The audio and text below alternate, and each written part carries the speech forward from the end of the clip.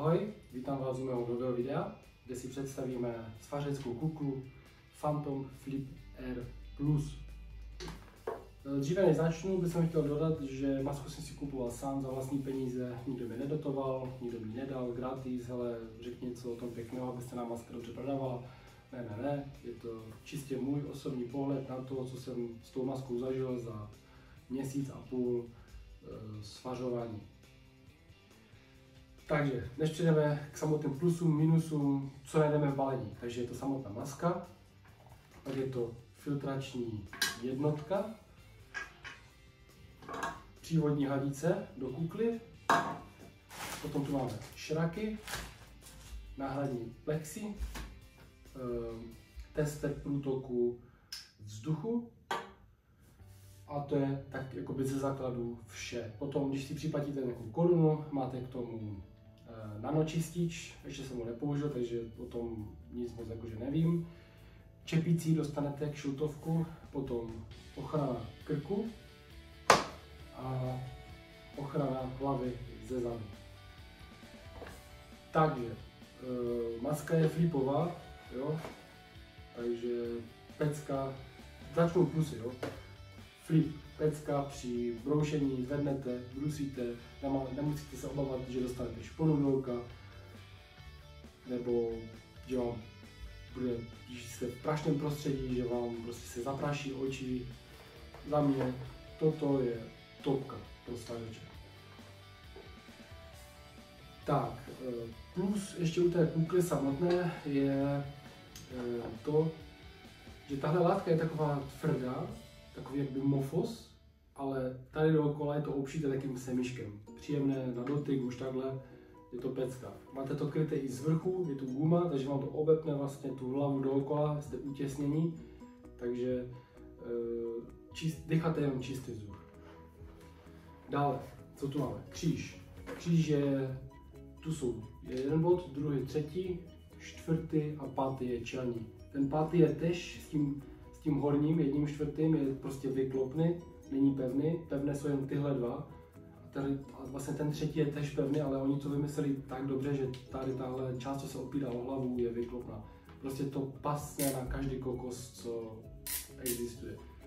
Co se týče ještě štelování toho kříže, je úplně jednoduché, prostě jsou tady jenom také tlačítka, co prostě stlačíte a posouváte si kříž kam chcete. Takže zase další plus. Mám tu taky taháček, abych na něco nezapomněl, takže si to tady budu číst. Držák hadice.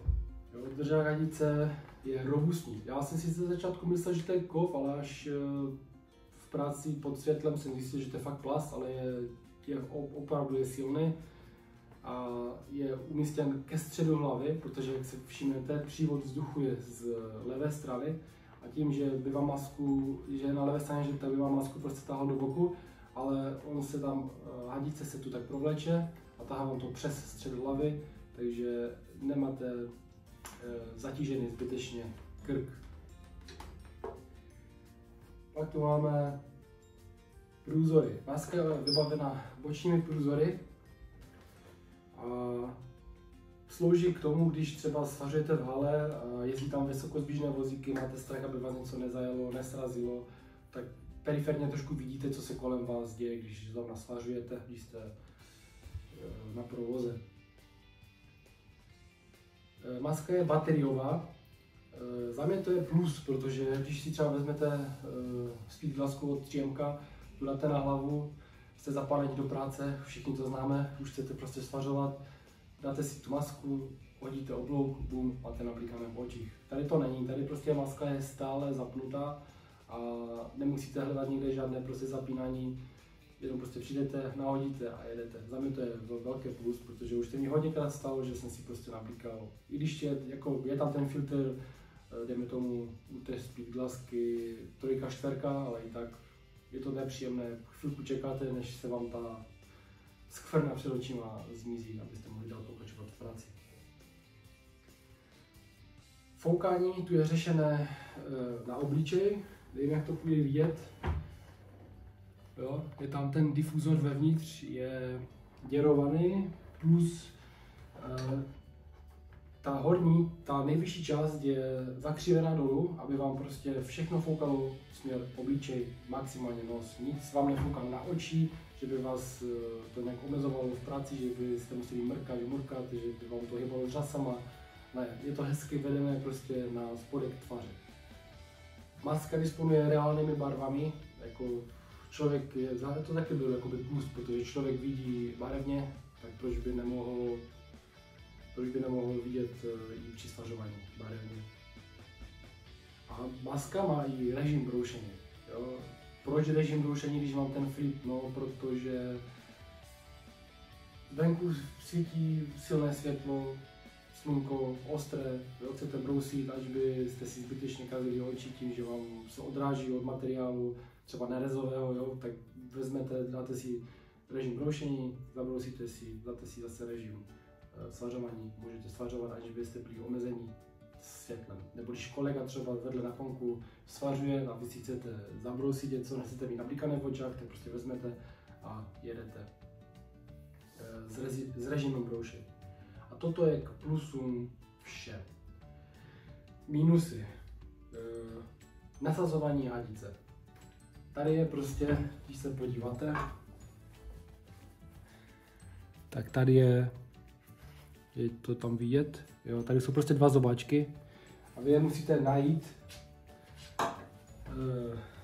jak v té filtrační jednotce, což jako je to nejmenší, protože než si to dáte na sebe, tak si dáte tu hadici do té filtrační jednotky.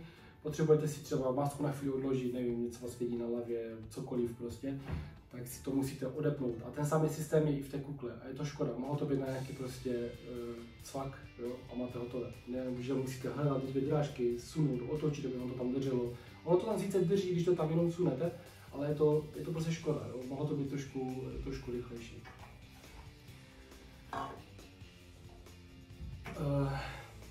Doraz flipu. No, ten flip to má takový doraz. Ono, když to máte tu masku na hlavě, tak ji nemusíte jakoby sklápět tím, že ji musíte rukou takhle potáhnout. Ne, můžete ji prostě švihem, trhem hlavy se ta maska normálně sama zavře. Otvírá se pohodlně jednou rukou, jo, když to máte prostě nasazené. Tak prostě jenom prostě uděláte tak a maska je nahoře, jsou tam prostě, je ten mechanismus dobře vyřešený.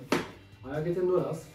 Tak ten doraz prostě tady není po celé té ploše toho dopadu té masky, takže tady je půl milimetrová díra, tím pádem se vám zanáší prachem to plexi tady a vy si to otíráte a poškozujete si to tím prachem, jo. Já jsem to měl vlastně jeden den a už tu mám 2 lihy, protože jsem vzal rukavici samozřejmě a chtěl jsem si to obetřít, protože to bylo zanesené.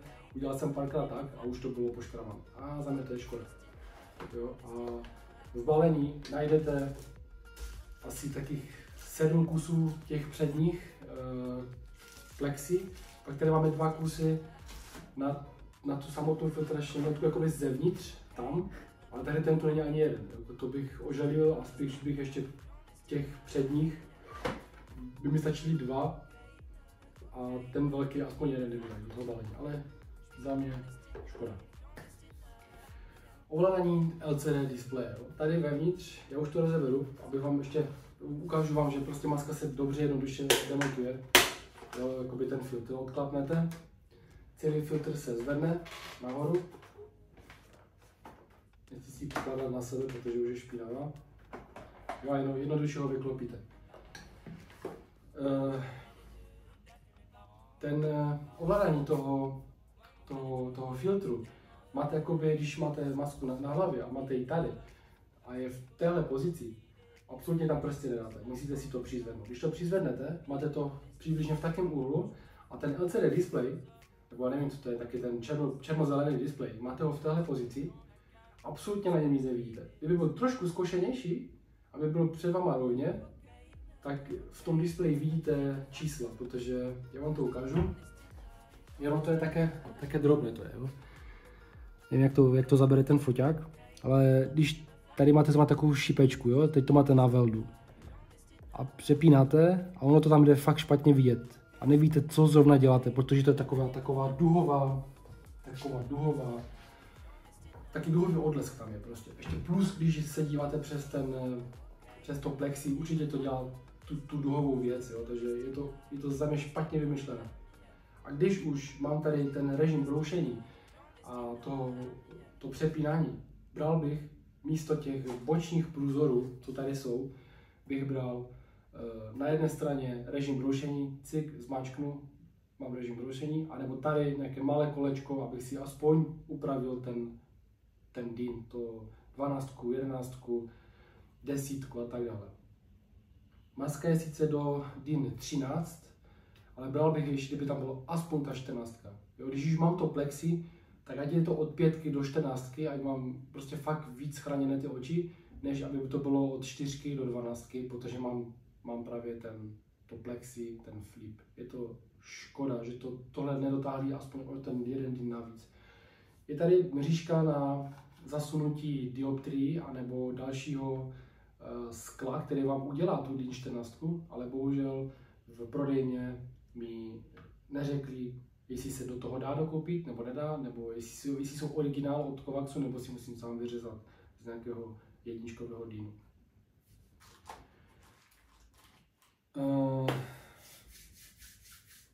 Když masku máte nasazenou a venku je -5 stupňů,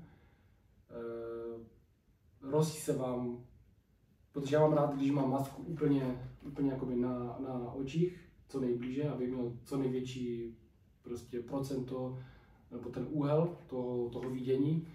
A když prostě potom dýchám, kondenzuje mi tady vevnitř na spodku voda, pára a zamlžuje se mi to i zevnitř.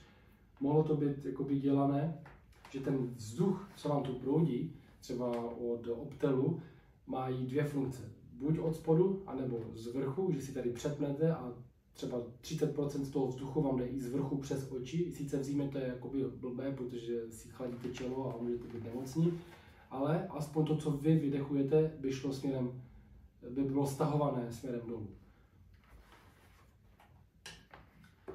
Ukážu vám, jak vypadá filtr, když je čistý, když je nový. Takhle vypadá filtr, když je nový. A tady je špinavý, když prostě ten vzduch míří tuďma do masky, tak to všechno svařeč dýchá. Jo, ale životnost toho filtru 8 hodin a bylo zanesené ze 3 jakoby, čárek, toho ukazatele bylo už zanesené na 2. Samozřejmě filtr stojí pár korun a pro svařeče to je minimum výdajů na to, aby měl zdravý život. K té filtrační jednotce. Ta filtrační jednotka zapínání, zanesení toho filtru samotného, polohy větráku na málo a na moc a potom baterie. Oni říkají, že když se baterie vybíjí, tak vás to bude zvukově signalizovat, plus to bude brnět. Prostě je to jakoby takový dvoufaktor, co vám jakoby řekne, že baterie je už na to, abyste si ji dali nabít. Za mě to je dobré, jakože fakt, když je někde kravál, ale ten zvuk se šíří tou hadicí do té masky. To je prostě, když dáte ucho na nějaké železo, které je 200 metrů dlouhé, někdo na druhé straně po něm cinká, tak vy to slyšíte. To samé je i tady u toho. Ta vibrace tam je podle mě až moc, protože za prvé je to fakt silné, když to máte tady na zadech, jako může to být příjemné pro někoho, že to může masírovat, ale za mě to je zbytečnost. Jo? Ta funkce tam být nemusela, mohlo by to být o něco levnější, protože vymyslet to a dát to tam, ten motorek a to všechno stojí nějaký peníz. Za mě to je prostě zbytečná věc. A za druhé, otravné to je, protože když vy víte, že vám to ještě třeba na 10 minut ještě můžete něco zavařit nebo něco jakoby dodělat, dobrousit, otravuje vás to, že to každých třeba 2 minuty vám to brní na zadech. Je to až prostě, je to příjemné, až otravující, nepříjemné. Takže tak, za mě to je všechno k téhle masce, jsem s ní strašně spokojený. Jo, ještě jinak, když si dokoupíte ty ochrany té hlavy a krku, tak na ten krk je to kožené, je to fakt jemná kůže, ale robustní. Nasazuje se to tam pomocí takové drážkové gumy, že to není na suchý zip. No a ta krytka té hlavy zezadu, za mě je top věc, když třeba svařujete venku, fouká vítr, nefouká vám jakoby do té masky zevnitř, to ani vlastně nemůže, protože ji máte utěsněnou dookola, ale že vám nesvítí, když třeba svítí slunko, svařujete někde venku a svítí vám zrovna slunko ze zadu dopředu, tak vám to dělá zbytečné prasátka vevnitř a toto je dělověc na to, aby se vám to nedělo. A teplo vám nebude, protože maska vás vlastně ochladí tím, že vám bude foukat ten studený, nebo ten průvan toho vzduchu na obličeji. Takže za mě vše. Doufám, že se vám recenze líbila, nebo aspoň něco k tomu. A mějte se.